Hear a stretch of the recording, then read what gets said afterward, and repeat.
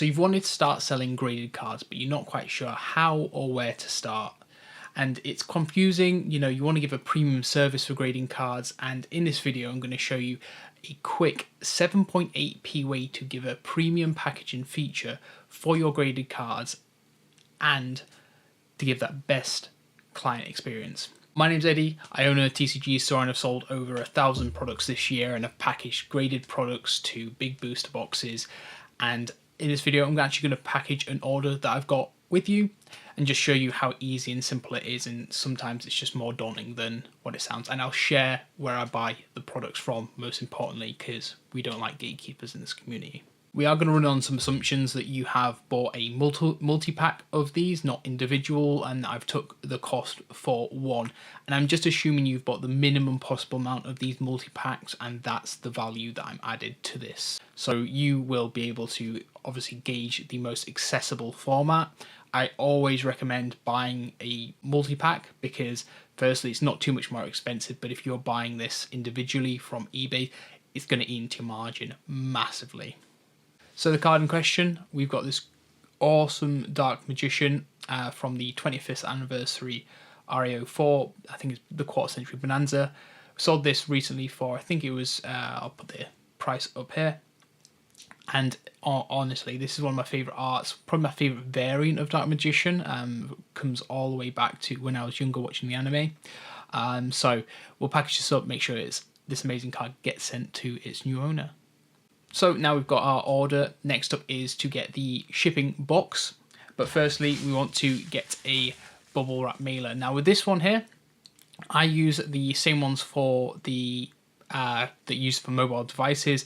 This bubble wrap packaging ensures that this card, while it's already in a plastic case, doesn't get any dinks, doesn't get any dents when it's in its box during transit. In the thousands of orders that I've sent, I've never had an issue or a negative response by having this packaging in there. It's cost effective, but also it really gives the client a premium experience when they open up the package. They know it's been taken care of and they get to unbox it, almost like a pack unboxing. So I'll pop the card in there, nice and sealed.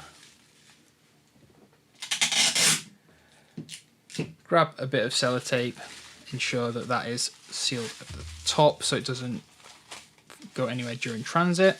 Make sure it's nice and tight so it's not moving. Once we've got that all ready, next up I bring in the packaging box. This is a standard C6 box and I'll pop the link down below and a little image here. This is fantastic. This is my go-to for selling either multiple packs that require like kind of large small letter or for postage, or alternatively just multiple graded cards. Once this is in, you just pop that in there nice and snug. Again, when this is moving around, that's fine because it's got multiple layers of protection. What I like to do, this is just from my side, I'm not including this in a total cost. Add a little, like, would you like to review this on the top, and a little thanks from Eddie trading card. Once that's all kind of sealed up, I like to seal it further just with some fragile tape. Once this is completely sealed, I like to ensure that the seals here and around are also completely cut off. This is kind of mitigates anyone with potentially sticky hands in the posting area. It really kind of emphasizes that this isn't to be tossed around because it does have someone's prized possession potentially in there, whether that be a £1 card or a £1 million card. It doesn't make a difference to me. I think they should all be treated equally. And then this is ready for posting once we pop the label on.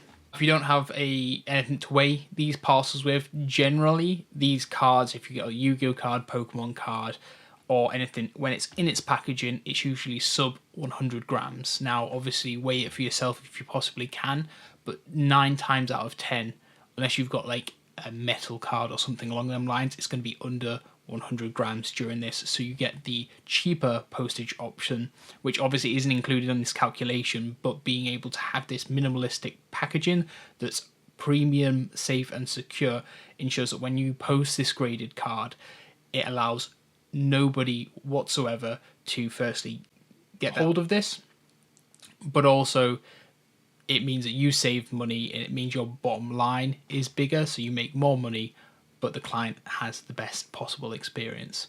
I'm obviously not going to add the label to this because client and data protection, but I'll package this up now and it's ready to go.